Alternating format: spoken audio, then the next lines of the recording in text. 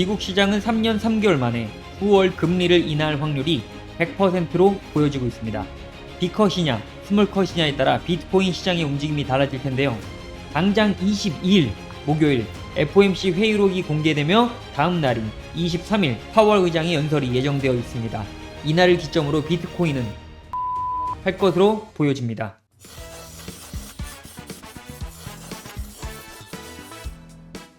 코인학교 수업을 시작하겠습니다. 기준금리를 결정짓는 FOMC 회의록이 22일 목요일 날 공개가 됩니다. 또한 그 다음 날 파월 의장의 연설이 준비가 되어 있는데요. 이런 회의록이 나온 거에 대한 분석을 파월 의장이 어느 정도 시장에 대해서 좀 발표를 하는 그러한 날이 되는데, 항상 이럴 때마다 여러분들 아시겠지만 비트코인은 굉장히 큰 폭의 움직임이 나와줬습니다.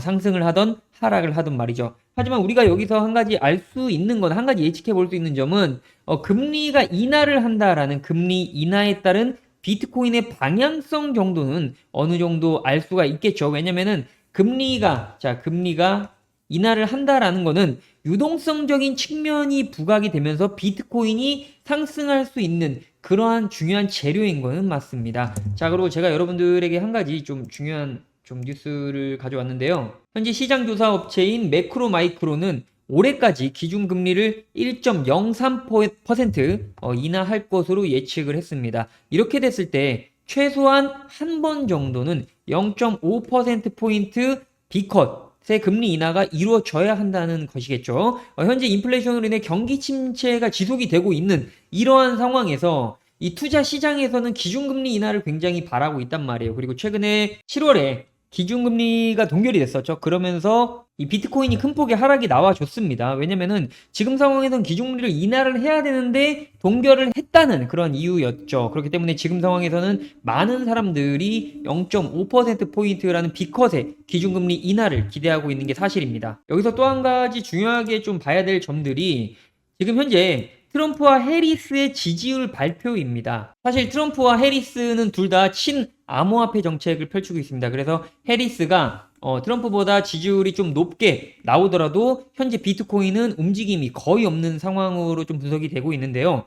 저는 개인적으로 이렇게 대놓고 사심을 갖고 있는 트럼프가 대통령이 돼야 된다라고 생각을 하고 있습니다. 그게 조금 더 비트코인에 유리할 것으로 좀 생각을 하고 있는데요. 주말간에 이런 뉴스가 나왔었죠. 트럼프가 비트코인뿐만 아니라 이리더움 같은 경우도 68억 원어치를 보유를 했다. 사실 트럼프 입장에서 68억이면 그렇게 큰 돈은 아닙니다. 본인이 아무것도 모르는 상태로 비트코인에 대해서 얘기하는 것보다는 그래도 어느 정도 투자를 해놓은 상태에서 이 정부 정책이 나오는 것이 현실적인 정책이라는 것이 되겠죠. 그리고 또 한 가지가 사실 해리스가 대통령이 됐을 때 친암호화폐 정책에 대한 거를 펼치고는 있다라고 한들 저는 그거는 비트코인 투자자에 대한 표를 얻기 위한 정책이다라고 밖에는 생각을 할 수가 없습니다.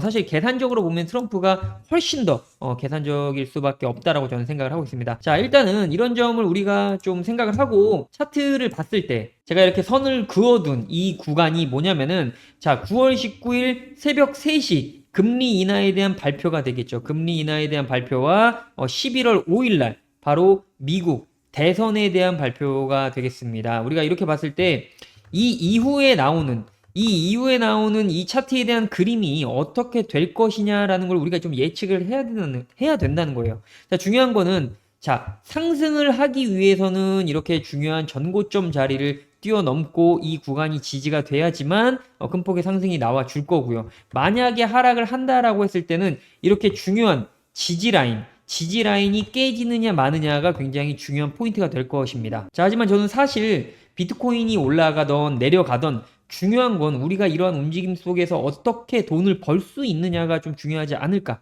그렇게 생각이 되고 있습니다.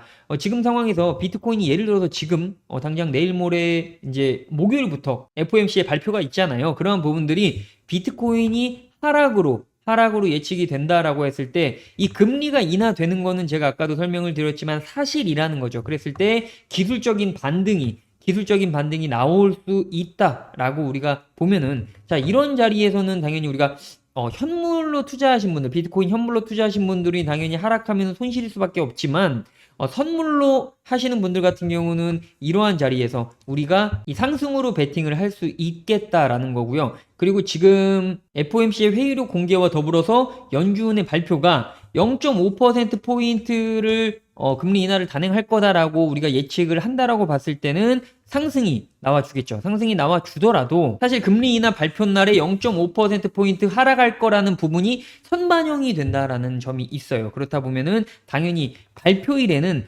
하락이 나와줄 수밖에 없다라는 거죠. 이렇게 봤을 때 이런 자리에서는 우리가 포지션을 숏으로 잡아서 수익을 낼 수 있겠고요. 하지만 중요한 거는 정확한 타점이 굉장히 중요할 수밖에 없습니다. 자, 그래서 여러분들에게 제가 말씀을 드리고 싶은 거는 2, 3일 뒤에 FOMC의 발표에 등락폭이 이제 커질 거니까 이거를 우리가 미리 예측해서 지금 상황에서 들어가는 것보다는 어느 정도 자리가 잡히고 뭐 하락이 나오던 상승이 나오던 어느 정도 자리가 잡히고 들어가는 게 좋겠다라는 의견입니다. 사실 제 영상을 보시면서 뭐 그런 생각 누가 못하냐고 말씀하실 수도 있을 거예요.